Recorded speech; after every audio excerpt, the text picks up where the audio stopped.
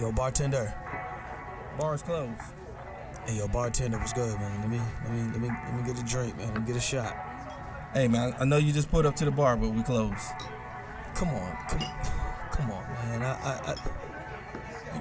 You gotta be able to give me a shot, man. Come on. You look like you need a drink, man, but I hate to tell you this, man. We about to close. So you mean to tell me all these people out here, they got drinks and they got shots, but I can't get nothing. The bar closed that soon? Okay, man, I don't know what else to say. I got this shorty half my age at the crib, and I'm trying to get to her. But last call was 10 minutes ago. You know what? It's all right. Don't even worry about it. Don't worry about it. All right. Tell you what, I'm gonna get you one drink, because it look like you need one drink. I can do one drink. I can do one drink, because I really, yeah. Hey, man, anything, man. Look like you got a lot on your mind and you need a friend right now. Pour it on me. Ain't no last calls here. Bar Talk with Jay.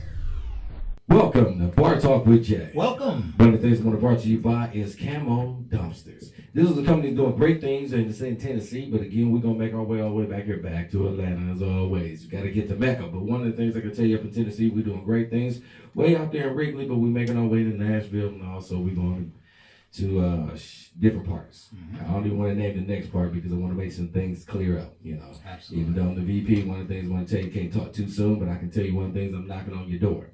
And everybody should know what that means. So if you got that garbage and you need it picked up, check us out at Camo Dumpsters. All right, now I got to get back to the person been rocking with me for over 6 years. This man come in every time with a smile. Craftmatic, how you doing tonight, Big David? I'm doing pretty good today, Jay. Just pretty good. Just pretty good. I mean, you always smiling. Well, I'm smiling. I had a good Friday night. Oh, did you? But I'm hurting this afternoon. It sounded like you did a good thing. What did you do? Well, I partied like a rock star. That's what I'm talking about, man. Yeah. I kind of know, Jay. Yeah. To be honest with you. And let's go ahead and get the cat out the bag. This is my boy Smooth Jay's birthday weekend. All right. And we partied last night together, had a great time, and I can see a little hurt in his eyes. And I'm sure he can see some hurt in my eyes. Man. But had a great time, and happy birthday to you, bro. Man, I appreciate it. For all y'all want to know my age, y'all ain't gonna ever know me. You don't know me, you ain't gonna. I'm like them women. I go backwards. I ain't going forward. Right. You ain't gonna be able to guess it, so give it up. Right. But as a birthday that I definitely gotta say, it went out like a blast. I enjoyed myself.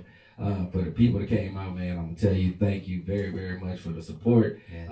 It goes on again tonight. It seems like it just don't stop. But one of the things I'm very appreciative to everybody that honored me.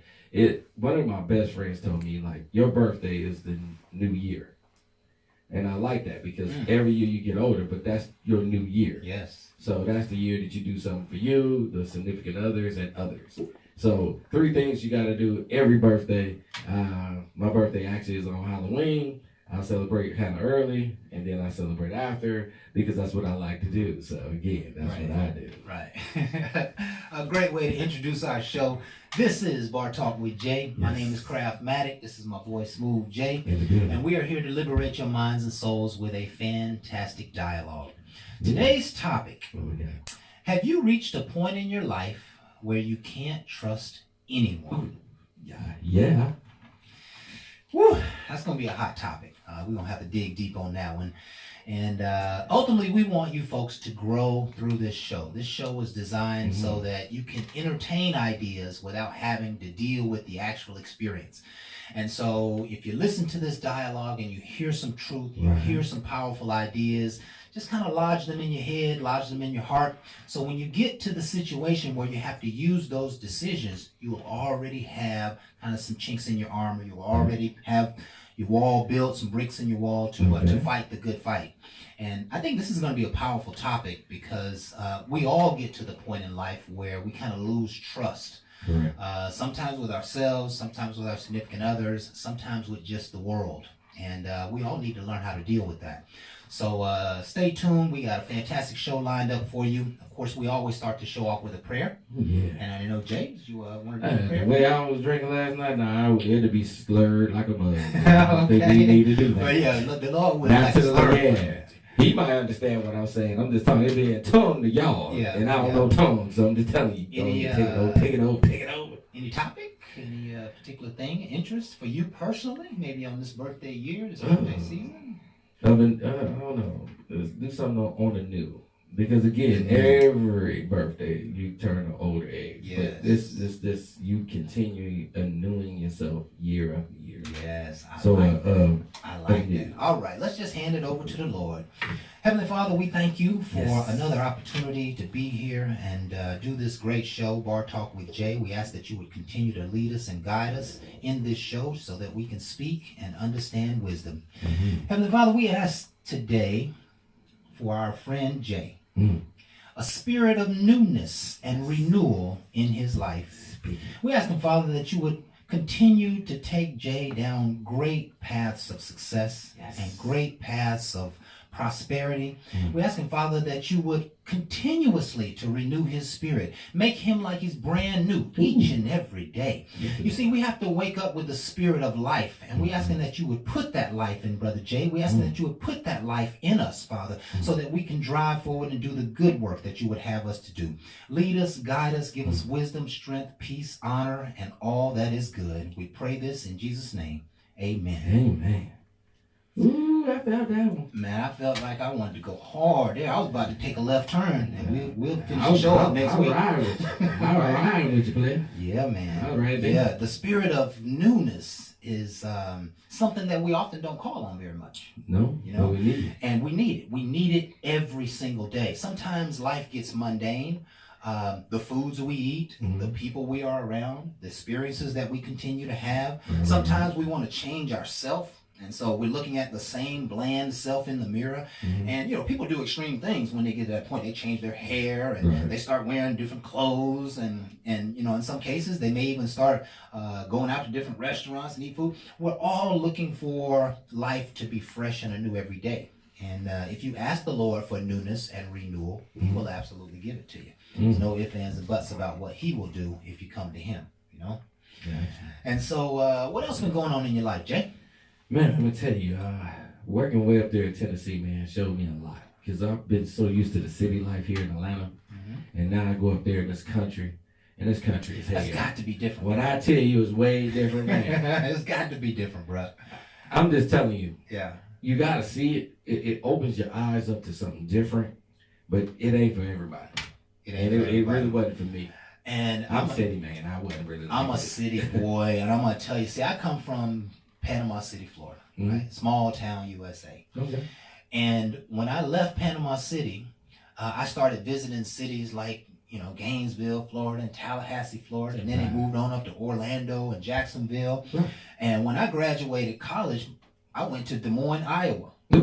About as country as you can get. Yeah. Right? I ain't never been there. That's our country there. Yeah, you ain't missing nothing. Yeah. Listen, they got some good churches. And it's some wonderful. I ain't going way out there for church. Well, that's what you gonna get when you go. Man, you go TD Jakes, you know everything. You ain't gonna never find what we did last night in Des Moines, Iowa.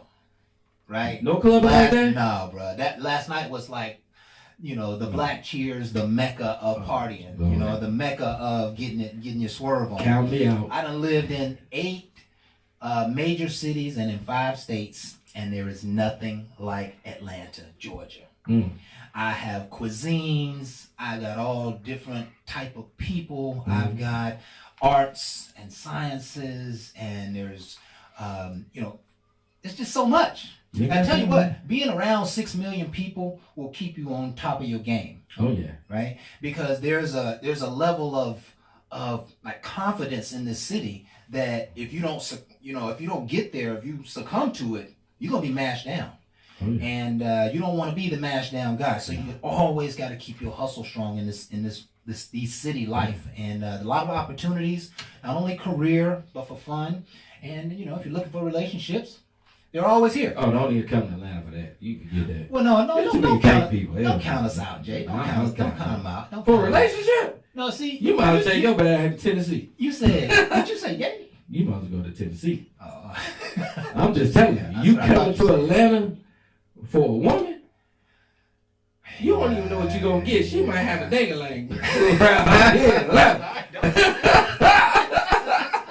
You don't know what you get out here.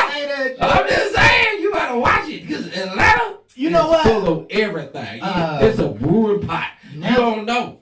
You don't know. Men ain't men. You don't know what it is. But listen, Jay, I've been out here in this world, right, in full effect, and you can stay away from that stuff. I don't experience that stuff. I haven't experienced any of that stuff because I go where I know my people are. Right. Understand? You ain't went down to P my park. Like my ain't places you know where not to go. Yeah, I ain't got no business down there. Yeah, because you know where not to go. I don't even know, but the Lord just didn't draw me that direction. So for a reason, it wasn't your season. But I like the idea. I'm gonna tell you, and this is one of the things me and my friends talked about just recently, that the small town USA women are much more wholesome sometimes than citified women. Right? Yeah. And I'm not trying to place judgments on anything, but you're talking about maybe a woman who hasn't had the opportunity to experience a lot of nonsense. Right. Right? And maybe she's already got her grind on. She's already got her moves made. I oftentimes wish I might have taken up one of my old girlfriends from back in Panama City rather than being out here in the world trying to find a citified woman. Yeah, so I understand what you're saying, but there's gravy in everything. You know what I mean? It can be. You can find what you need. You have to have a good understanding of people and understand game. Because here in Atlanta, if you don't understand game, you will have it ran If on you don't understand game, you will get taken in this city. Quickly. I mean, taken. And I was just, even last night, I was upset about the bill, right? Because this waitress, she's looking at me, and I'm looking at her like she's trying to see if she can get the game across. Okay. And so I let her run game. I think she charged me for 2 extra drinks that I didn't get, right? But I put a scratch through the tip and just let her go and do her thing. But because I'm at that place often, she'll never get my business again. Right? And so I won't even sit in her area no more, because she was running game. But game is a part of life, and if you don't know how to protect yourself from it, you're going to get ran. You're going to get taken. And I think that is going to be the nature of the entire discussion for tonight. When you lose trust for the world, it's because you feel uncomfortable. It's because you probably have been hurt. You probably have been taken. And we want to dive into that quite a bit. How much time we got left, Pooh? Right here? Still in this segment? 5? Okay. So we're going to go ahead. Let's go ahead and attack it, Jay. All right? So the question for today, our subject is... Right here. So, have you reached a point in your life where you can't trust anyone? Yes. I've been at that point. And what caused that, Jay? Disappointment. Believing in people. Thinking that they would do exactly what they say. Their words put me in a vulnerable place. Their promises.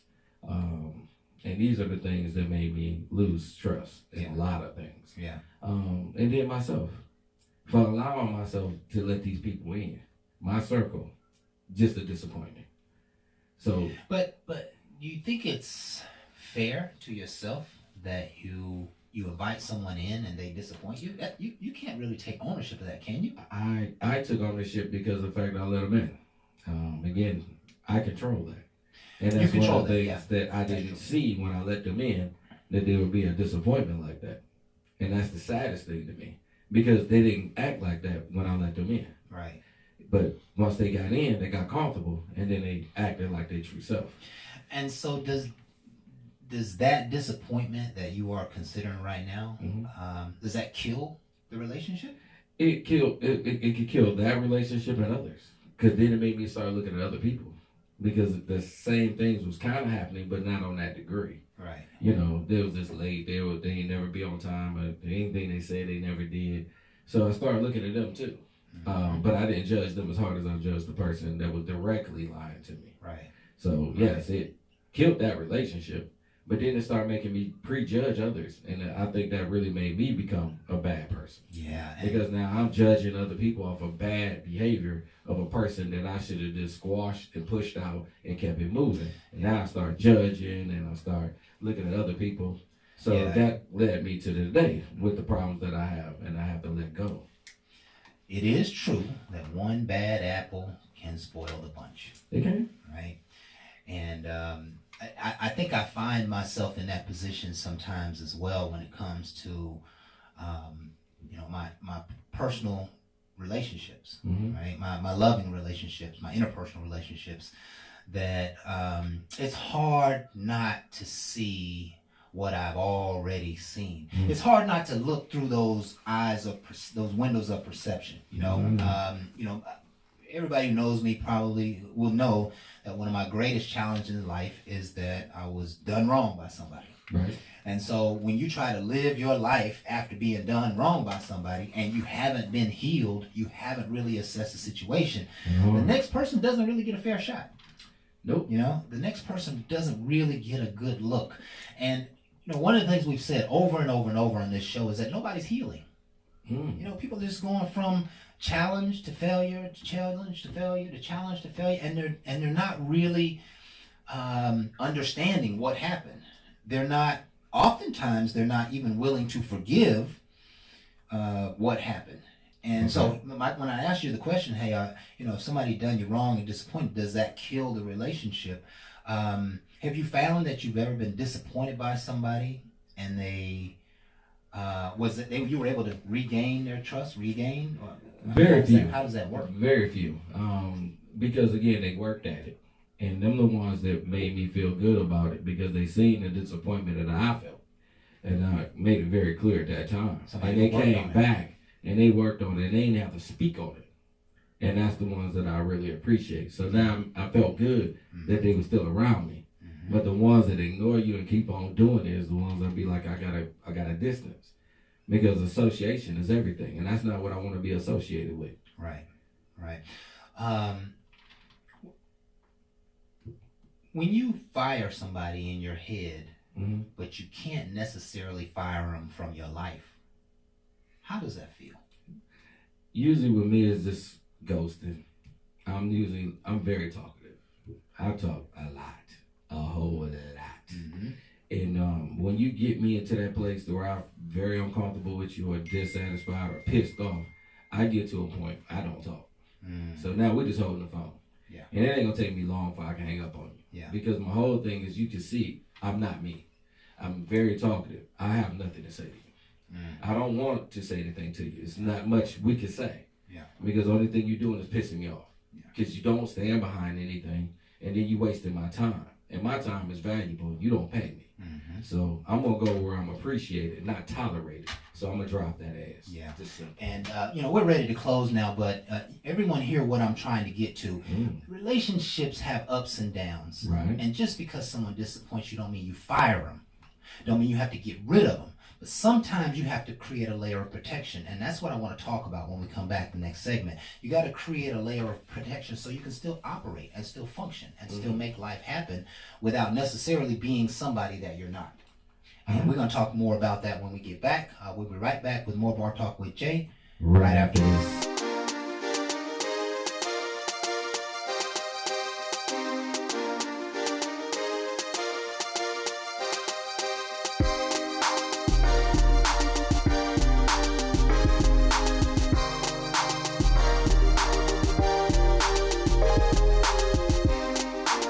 All right, welcome back to the Bar Talk with Jay. Welcome back, folks. Welcome back. Man, you get a little testy on the end part, man. Well, Jay, one of the things that I'm passionate about is I truly love people, man. I mean, people make life worth living. I care. Right? I care. And in fact, there's one famous quote. I got all kind of quotes on the Minecraft website. One famous quote that basically says that with no friends, everyone would choose to not live life. Like life would not be meaningful enough to even live if it wasn't for people and friends. Right. And it probably takes a lot of experience to make those kind of claims, but we know that people make the world go round. And all the way from our mothers to cousins and brothers and past co-workers and your college buddies, Right. and all of these people make life meaningful. Okay. But just the nature of life, people will disappoint you. It can happen. And sometimes it happens because you expect too much, but sometimes it happens because they don't live up to the fundamental expectations. Okay. Right? But when that disappointment happens, you can't just run around firing people from your life. Okay. If you do, you live by the sword, you die by the sword, Mhm. right? Because you're basically saying, hey, I'm going to fire every person who's got faults or who I don't agree with, but I don't want them necessarily to fire me for my faults and because they don't disagree with me. So there is, there's a yin and a yang that goes to relationships. And so let's bring it home. Yes. Let's bring it home, right? Let's do that. We all have children. Uh-huh. And sometimes our children go off the path. Our kids, they go off the beaten path. Sometimes they don't tell us the truth. Mine stayed in the wilderness. Sometimes they don't tell us about the trouble until the trouble is behind them. Sometimes they don't tell us about the trouble until they're in the trouble. But we know that kids are going to fall short of the glory. Mm-hmm. And so you can't fire your kids. How do you handle a situation where you don't trust your own children, but yet you got to move forward in life? What does that look like? My life. Okay. Things that I deal with all the time. Okay. You gotta understand, man, they're your kids, so you're right, you can't fire them because they're the ones that you have to inspire. Right. They ain't asked to be here, but because you and her got together, y'all helped make this happen. Mm-hmm. So it's very difficult. And them are one of the true ones that make me push forward to stay with people because I gotta stay with me and I gotta do my job all the time. Right. I cannot take that responsibility for other people. I'm sorry. I will do it for my own. I can't just do it for a person that's in my space that don't care to be in my space. Because I created them. I didn't create the other person. I just allowed them in. So that's the difference. So the things I tolerate with my kids is because I know as a parent, I have to. Because you have to. Have to. So you don't fire them only because you have to? I don't fire them because they are mine and I have to. I have to love them. I don't have to like them. Okay? No one taught you had to like them. Okay. You don't have to like their decisions. That's good. You Jack. don't have to, but you have to love them. You got to love them all the way through. Right. Okay? Because again, they ain't asked to be here. Right. So I'm not going to do that with a person that's entering my space and then treating me like crap. Mm-hmm. And I feel like I'm going to treat you like my child. No, you're not my child, and you're not going to keep doing me like that. Mm-hmm. I'm not going to take the disrespect, and I'm not going to take that behavior. So I'm going to distance that. And I have that right. I can't do it exactly with my child because that's my child. Mm-hmm. And I'm going to try to make sure my child understands what I don't like. Right. And that way he can get his own decisions together and make better ones. Right. But for the person that is out there doing reckless things, you can do it. And I ain't going to really stop you. Just ain't going to do it next to me. Yeah. And kind of what's coming up here, I don't want to lose my train of thought in this because this is really important. What's that? Notice Jay said, I have to love them. I don't have to like them. Mm-hmm. And what that suggests is that no matter what the disappointments are, I'm going to stand in the gap for my babies. Oh, yes. You know what I mean? I don't care if they rob a bank. I don't, you know what I'm saying? They can go way off the beaten path. I'm not going to support bad behavior, right. But I'm going to love my child, right? Hear the message here, right? Disappointment doesn't mean I stop caring. Disappointment means I might have to separate myself a little bit, but I'm going to love them. I'm going to pray for them. I'm going to keep pouring in. I'm going to keep helping. I'm going to keep giving. I'm going to keep supporting. I've recently watched the Jeffrey Dahmer Netflix episodes. Hang on, man. Why? Well, I wanted to understand. We've been hearing stories for years. Right. Years and years and years. I wanted to hear the story, right? Because many of the things that I had heard over the years was nonsense based on the story, right? Based on what was told in the narrative. But let me tell you, man, if you haven't seen it and you decide to look at it, what you're going to see in Jeffrey Dahmer's father is a person who went balls to the wall all day, every day in the sun. He didn't know his son was doing those things. Okay. But he cried all the way through that movie in major grief because his son wouldn't stay on the path of righteousness. He didn't know he was killing and eating people, but his son was always doing nonsensical things. But his father, I remember one scene toward the end of the movie that all his father could do was just put his head in his hands and cry. Like there was just nothing else left for him. He couldn't even help his child anymore, right? And so I'm thinking through that scenario like, wow, that's, his father might have even loved to a fault, right? But he wasn't going to turn his back on his child. He did not support any of the nonsense that his child did. Right. But he didn't turn his back. And that's the message of this show, is that because people disappoint you, especially your children, you don't turn away. You don't turn away from loved ones. That is, it's like Christ turning away from you. God turning away from you because of the things that you did. You would never want the Lord to turn his back on you for what you did. And ultimately, he gives you an opportunity to ask for forgiveness and to repent and et cetera, et cetera. But sometimes kids go through their challenges and they don't know to do that, right? But you still keep on loving them. And, we can't say any more about that. Now, but I'm going to go back to that. Go ahead. The reason I want to go back to it is you watched it and I didn't. And that just lets you know how sometimes we prejudge. You wanted to be interested to find out the real story. Right. I wasn't interested at all. Right. I heard the stories enough to know I'm not going to watch a person that victimized and ate on people. I could care less for his story. Mm-hmm. I feel like that man right there is horrible. Mm-hmm. Okay? Mm-hmm. And I'm not going to give any credits to the person that even thought about making that movie, because that's a horror. Mm-hmm. And I really feel like America today, they like that. They like that kind of stuff. Mm-hmm. But this man has killed people. And where is the payment for all the wrongs that he did? I understand the father cried, but there's people that lost their lives because of his son. And you're not doing anything to do for their families. So that's heartening to me, very heartening. Mm-hmm. And I'm like, I can't support, I'm not going to watch, and I really do not like the fact that they will put a movie out like this at a time that we all are suffering. Yeah. And then you're going to give me this? This is the best thing that you can bring to the picture industry? And you control everything? And remember, they control music and everything else. So now you want me to go through this horror? We already went through slavery. I didn't have to go through it all. But it's enough back there to make me realize what I'm not going to tolerate no more. And they keep putting it in front of me.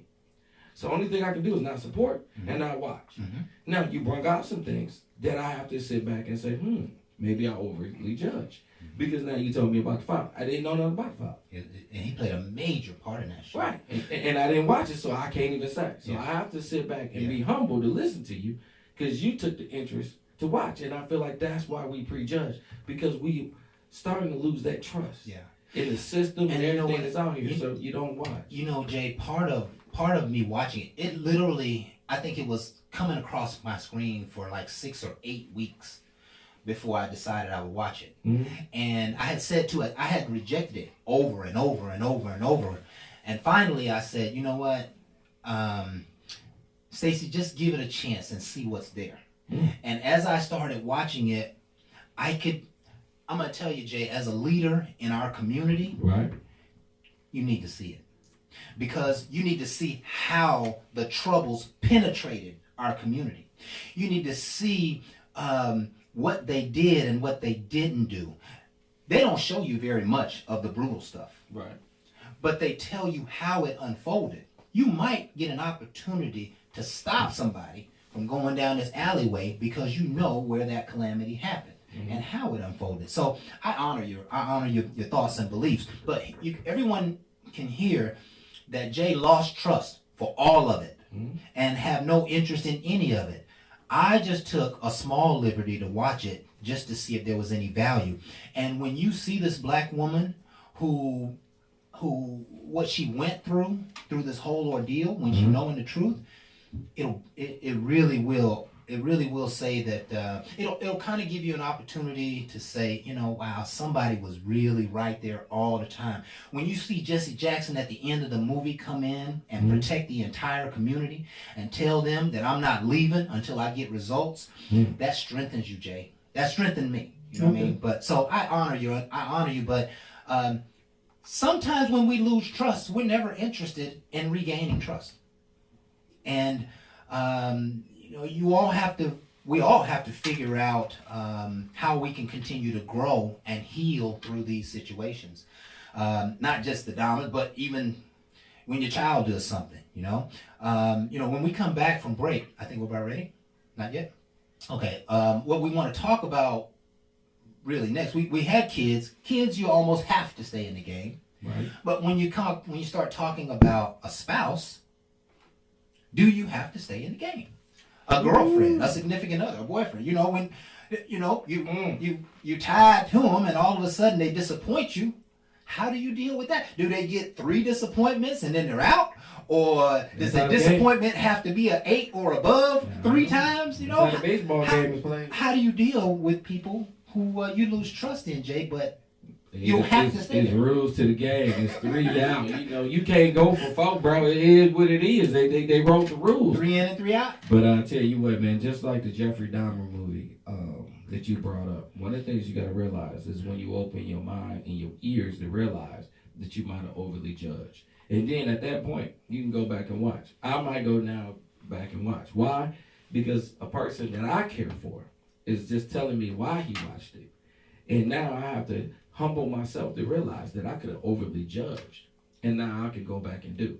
You can correct a lot of things when you open your mind to. If you keep your mind closed, then you won't do. Yeah. That's called hardened. Yeah. You can be very hardened by the heart and the pains of everybody giving you, and you can be softened by a person that's next to you. Yeah. Just letting you know, them pains I felt too, but I see things differently. Yeah. And we're going to have a whole nother segment to talk about spouses. Just because you mentioned Jeffrey here, I just want to just kind of talk about that a little bit more. Because the whole world lost trust, right? Yes. And ultimately we want to find a way to build trust. When I watched the movie, Jay, Mm-hmm. that the very first thing that his father, I guess there's somewhere in the movie where his father said, while he was in the stomach, Mm-hmm. his mom was taking mad drugs. Mm-hmm. Massive drugs. I'm talking about his dad was listing them off, all the stuff that she was taking while she was pregnant with the kid. Mm-hmm. And as you watch the show, you can see clearly that the child is sick. Mm-hmm. You can see he's off on way other beaten paths. You know what I mean? And his dad didn't catch the symptoms, but he was sick. And not only was he sick, he knew he was sick. He just couldn't stop it.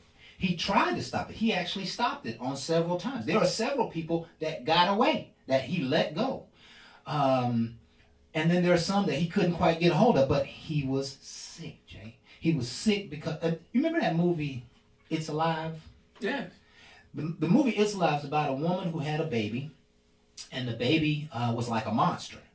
And it would kill everybody in the operating room, in the delivery room. But the baby was sick, became a monster because the mother had taken a whole bunch of drugs and stuff while she was pregnant. Right? So, we don't want to pass blame, and we don't want to take away responsibility. Right. But he was sick, Jay. And if my kid or your kid or anybody else's kid was sick to that degree, we might could see it.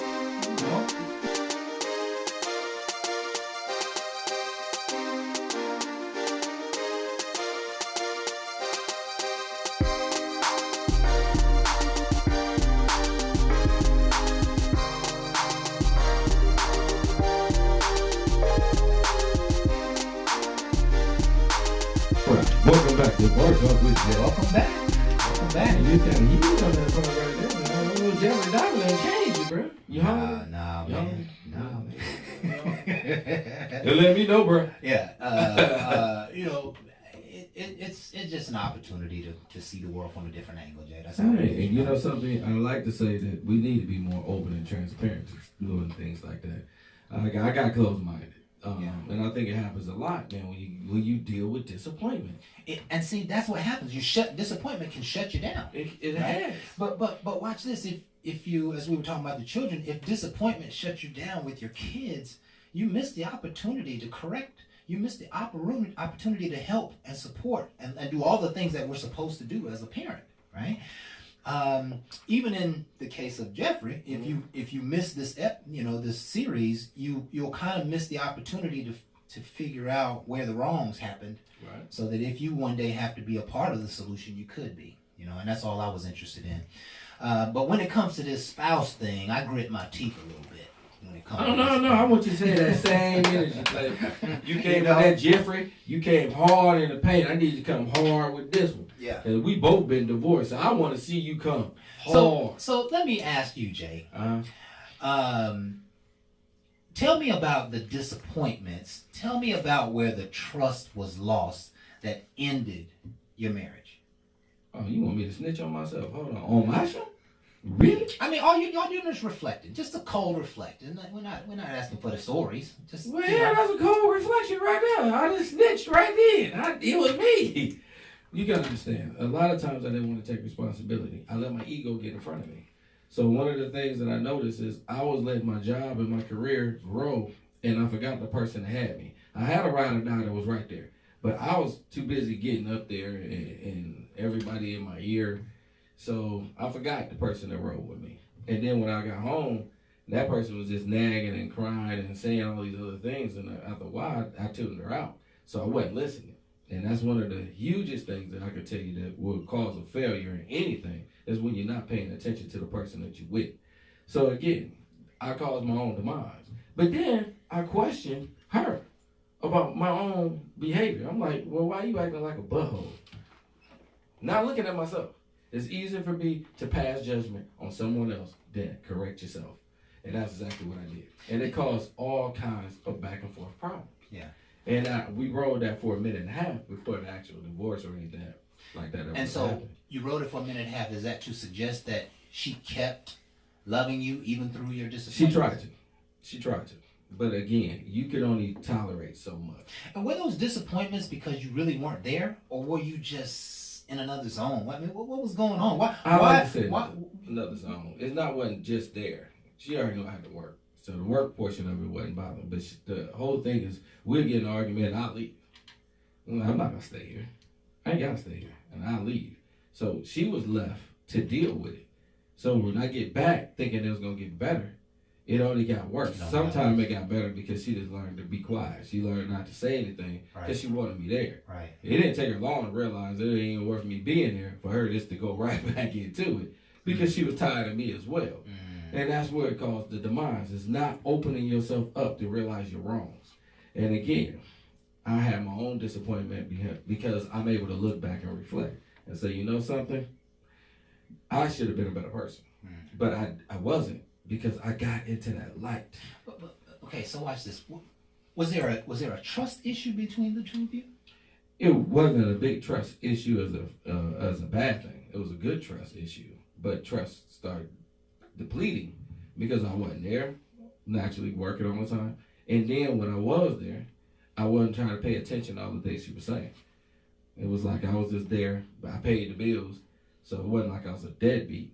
But again, as a father, it's more to it than just showing up and paying. You got to be in tune.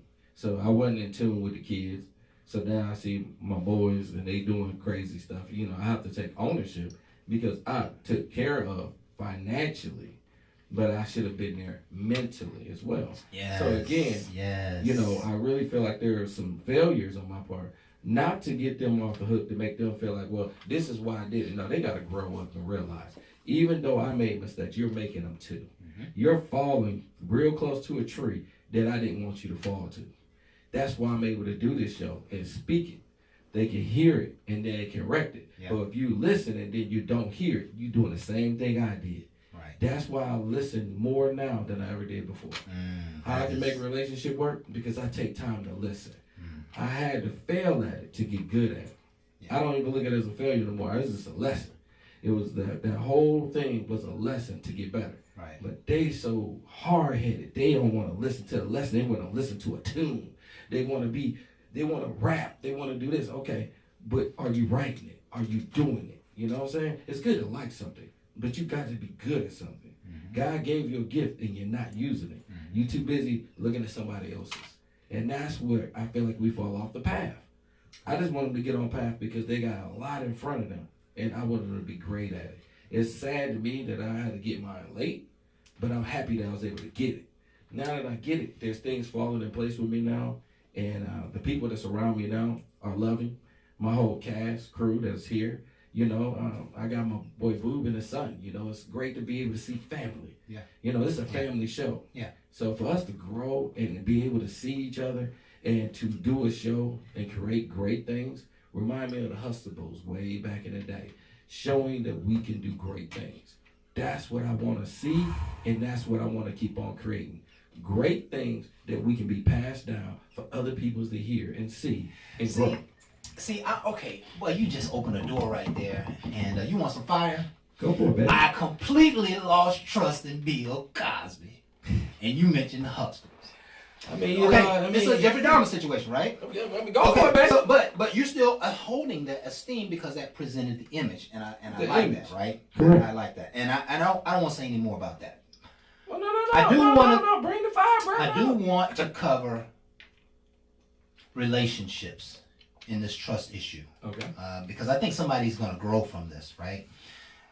Folks, you must understand that if you are in a relationship with anyone, friend, your boss, your kids, your spouse, not feeling understood and not listening breaks the trust.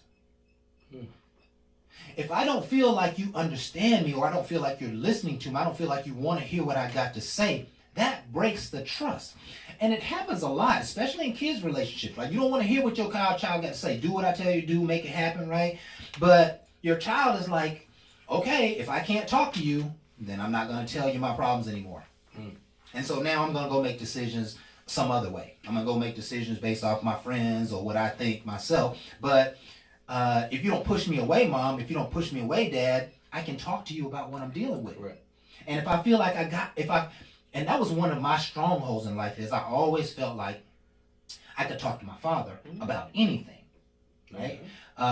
Whether he agreed or disagreed, he never judged me when I came to him. And that built extreme trust, right? The mental side of a relationship is everything. Okay. And if I don't believe I can trust you, I don't confide in you. I don't share with you. I am really not comfortable in the same room with somebody who I can't confide in. Right? You ever been in a room with somebody and you were about to say something, but you realize who was in the room? Oh no, they're gonna take that information and they're gonna go tell somebody else, or they're gonna use it against me later on. Or, right? So trust is broken because I don't believe I can confide. Correct. Right? That's a very important point to understand, and it probably needs a little more dialogue. But when you are in a relationship, there's always going to be something that you disagree with. Right. There's always going to be something that just didn't quite feel right. What they said, what they did, how they did it, when they did it, whatever that happens to be. You're never going to be in a relationship if you just fire people for not getting what you want. So now you have to go and communicate what you want, or what you saw, or what you didn't see. And that means you got to be proactive about bringing a new understanding to the relationship. Okay. Right? Relationships will not repair on their own. If trust has been lost in any way, if your spouse, teed you off yesterday or last week with something they did, it may take you a few days to get to it, but that trust is never going to be rebuilt until you proactively address it. Otherwise, you're always wondering and questioning and doubting. And not only that, add their lack of trust, lack of doubt, lack of understanding. So now you got, you got lack of trust exponential. So the key to trust, especially in a relationship, is communication.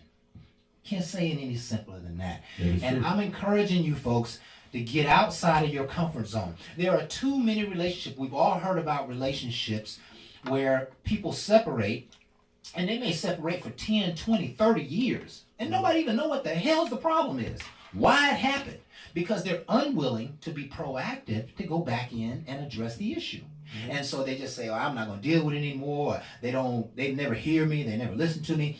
Many of those things are always just perceptions and may not necessarily be reality. Sometimes relationships, I think a lot of times relationships are resting on perceptions rather than resting on realities.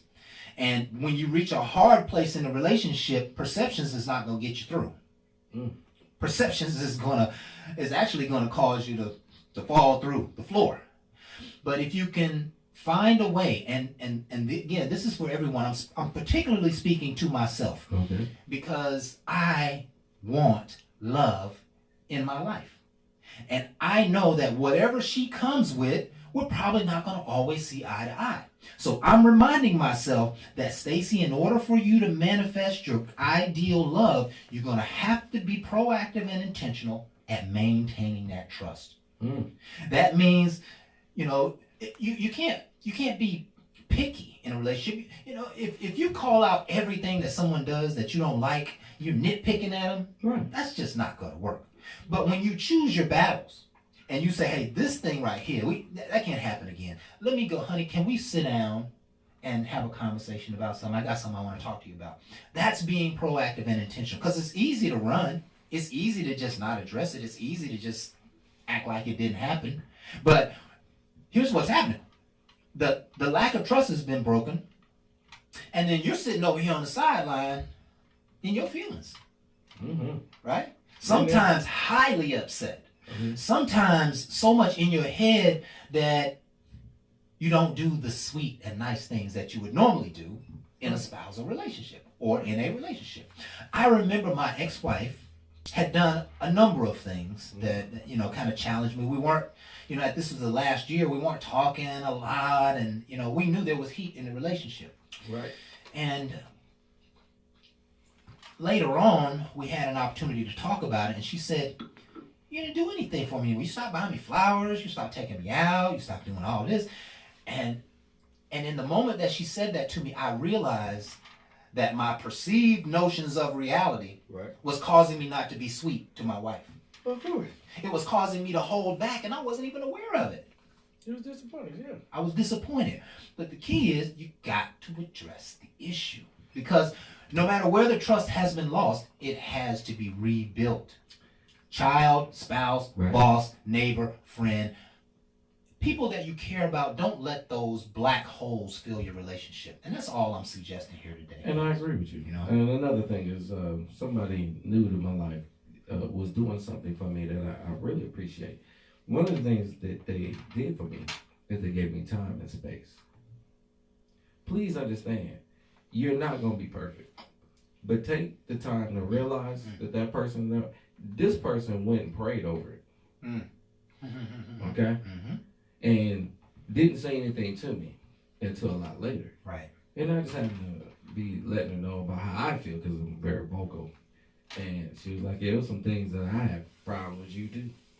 And I'm sitting there like, what? Oh, you ain't not me. I don't know what you're talking about. Oh, no, here. Yeah, going on with you, right? Yeah, right. That's in your head. Right. And she said, but I gave it to God.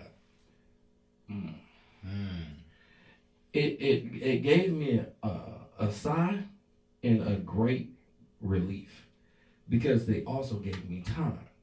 In that time, you can be softened to realize you can see a different point of view. But a lot of times, you think everything got to be rushed. You got to give people a time factor to get them to accept.